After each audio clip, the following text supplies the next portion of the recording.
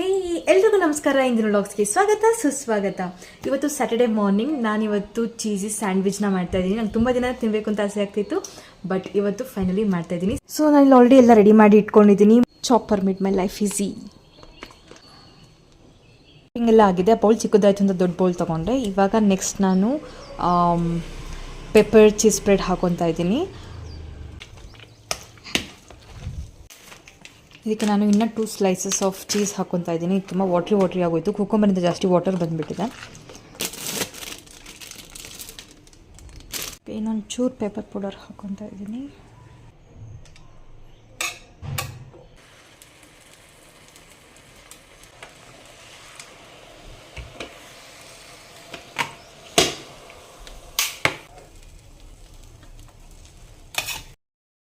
ಇದು bread toast ಸ್ವಲ್ಪ flap ಆಗಿಬಿಟ್ಟಿದೆ.